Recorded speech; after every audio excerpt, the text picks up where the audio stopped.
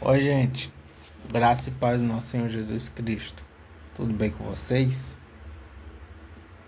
Vamos para o nosso momento com Deus? Vamos orar. Pai Santo, Pai querido, te louvamos, meu Deus. Te louvamos por quem Tu és, meu Deus. Deus maravilhoso, Deus de amor, Deus de paz, Deus misericordioso, um Deus justo, um Deus eterno, sempre será eterno, um Deus maravilhoso, um Deus de graça, um Deus que demora a se irar, mas também um Deus fogo consumidor. Oh Pai, como Tu és adorado, Senhor, adorado no céu e na terra, Pai amado. Senhor, obrigado, Pai amado, porque Teu Filho Jesus Cristo vive e viverá eternamente, meu Deus.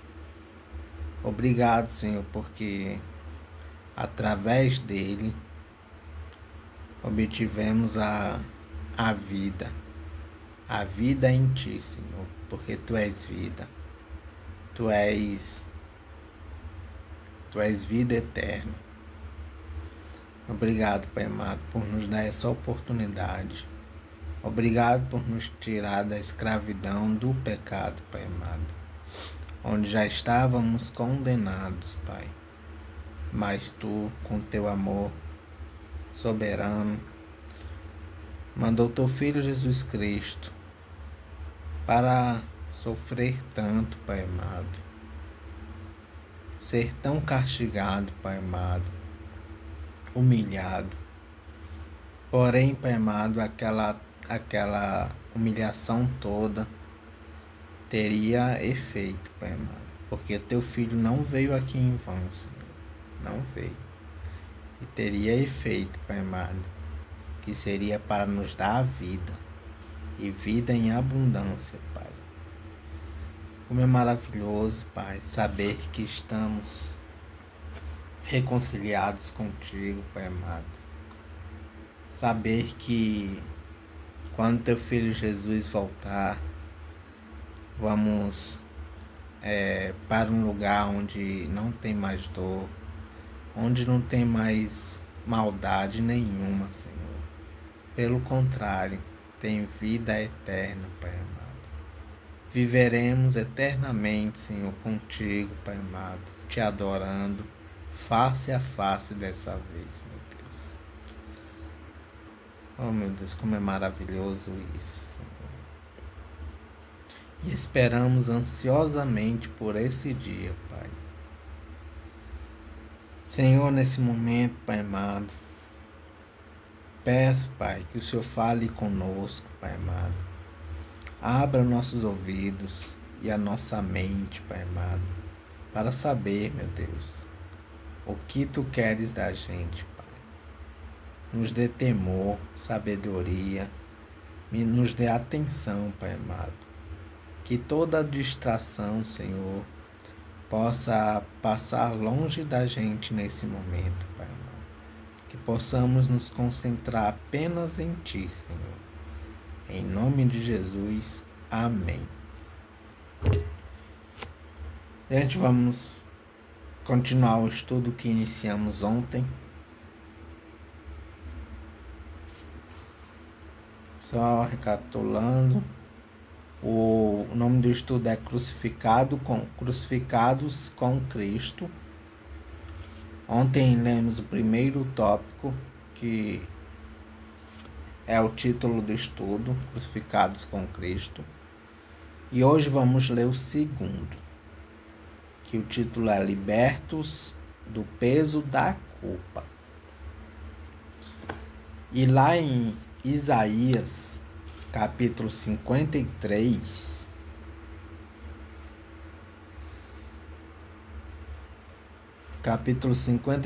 versículo 4 e 5, diz assim a palavra do Senhor: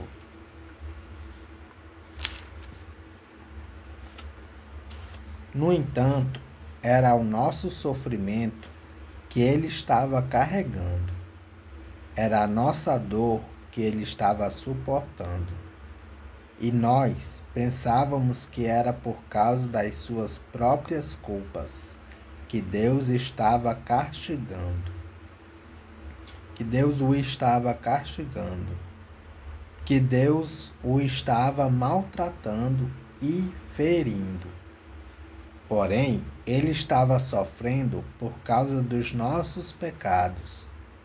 Estava sendo castigado por causa das nossas maldades. Nós somos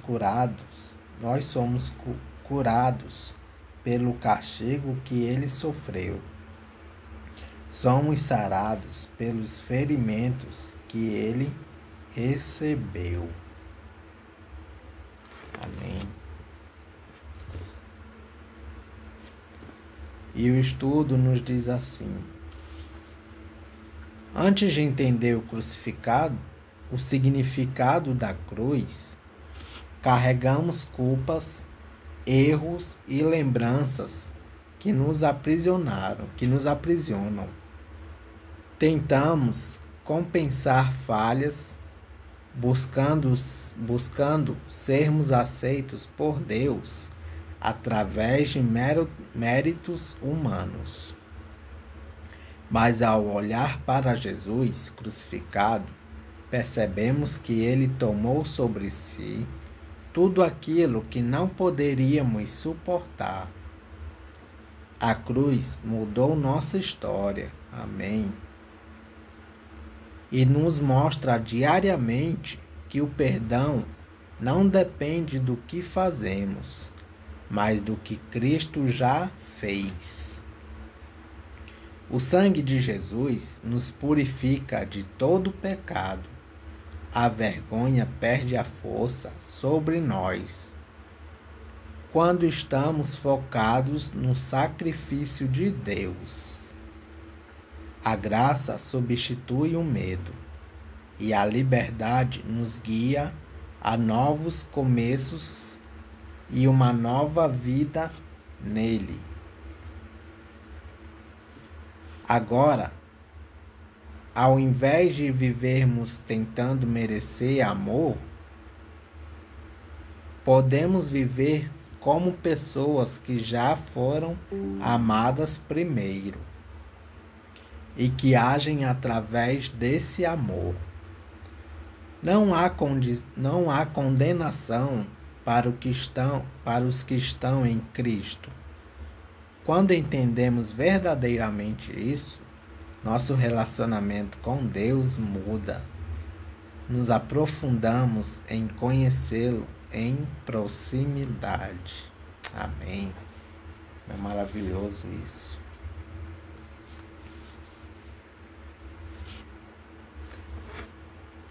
Vamos para o devocional aqui em Spurgeon.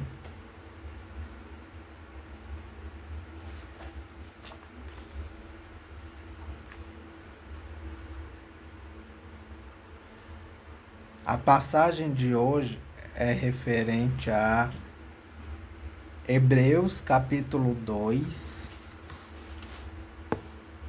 Hebreus capítulo 2.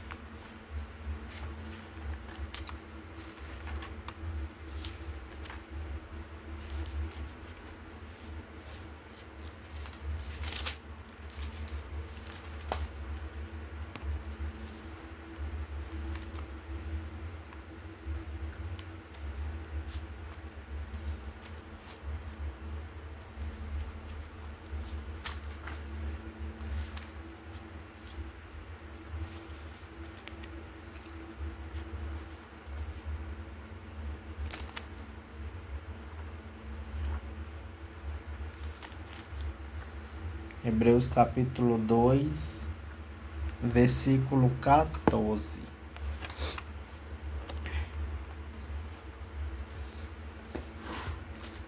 Mas vamos ler desde o versículo 13, para entender o contexto. Do 13 ao 14. Diz assim a palavra do Senhor. Diz também,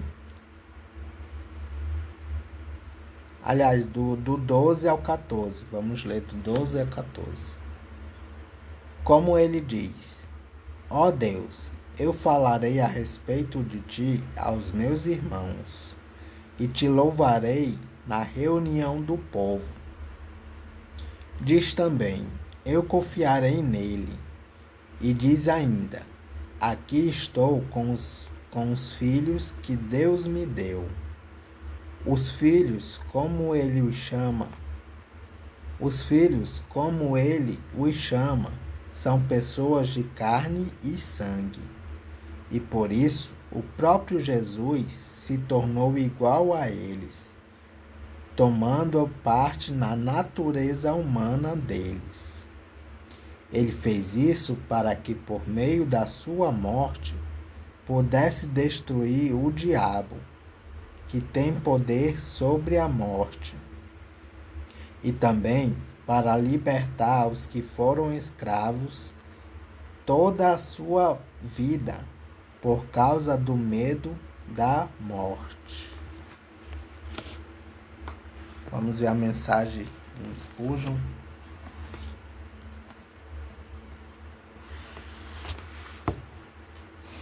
Diz assim: ó Filho de Deus, a morte perdeu seu ferrão, porque o poder do diabo sobre ela está destruído.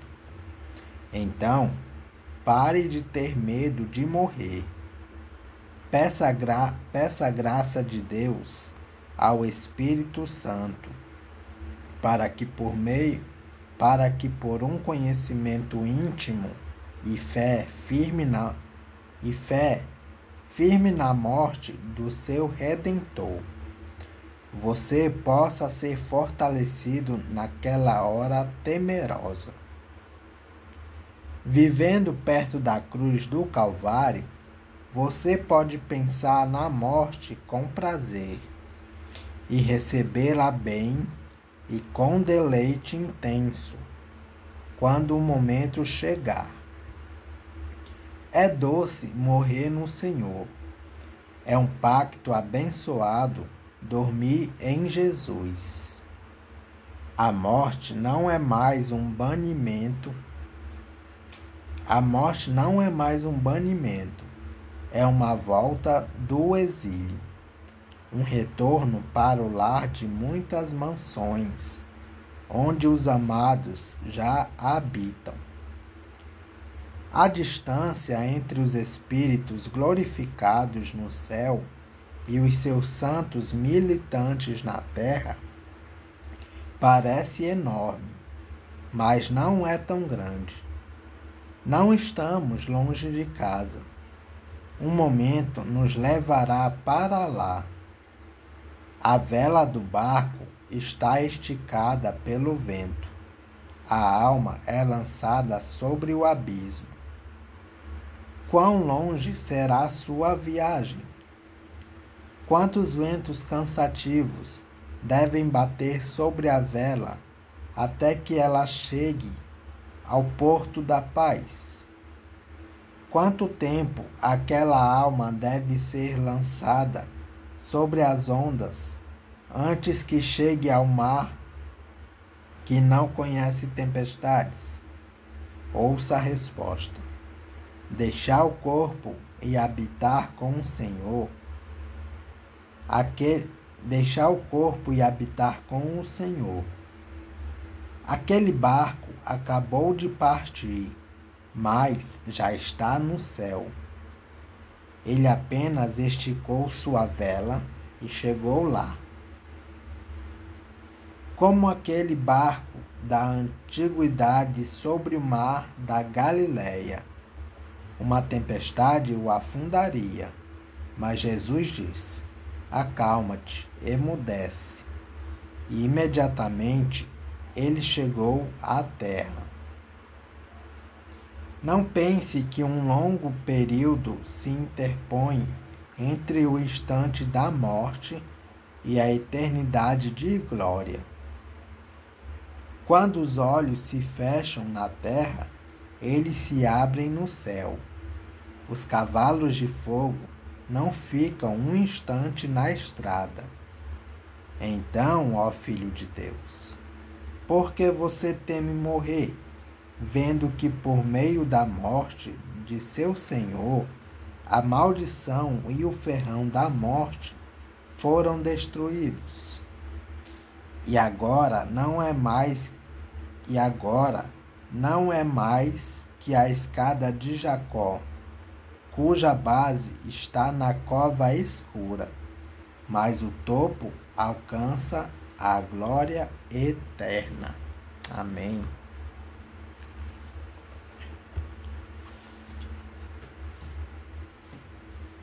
E hoje vamos para a nossa leitura nesses 3 dias que lemos em Mateus. Hoje vamos ler sobre a ressurreição de Jesus, do nosso Salvador. Mateus capítulo 28. Vamos ler do versículo 1 até o 10. A ressurreição de Jesus.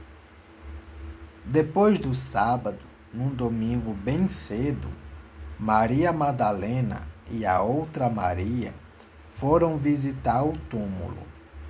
De repente, houve um grande tremor de terra. Um anjo do Senhor desceu do céu, tirou a pedra e sentou-se nela. Ele era parecido com um relâmpago, e as suas roupas eram brancas como a neve. Os guardas tremeram de medo do anjo e ficaram como mortos. Então o anjo disse para as mulheres: Não tenham medo. Sei que vocês estão procurando Jesus, que foi crucificado, mas ele não está aqui. Já foi ressuscitado, como tinha dito.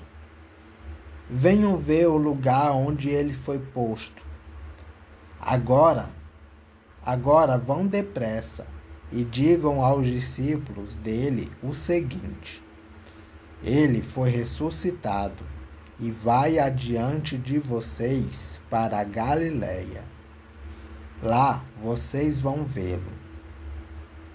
Era isso que eu tinha a dizer para vocês. Elas foram embora depressa do túmulo, pois estavam com medo,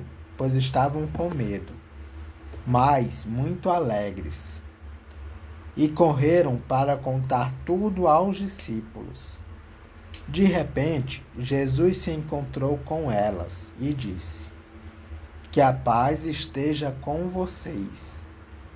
Elas chegaram perto dele, abraçaram os seus pés e o adoraram. Então Jesus disse: Não tenham medo. Vão dizer aos meus irmãos para irem a Galileia, e eles me verão ali. Amém. É isso, gente. Capítulo 28 de Mateus. Que Deus os abençoe. Cristo vive.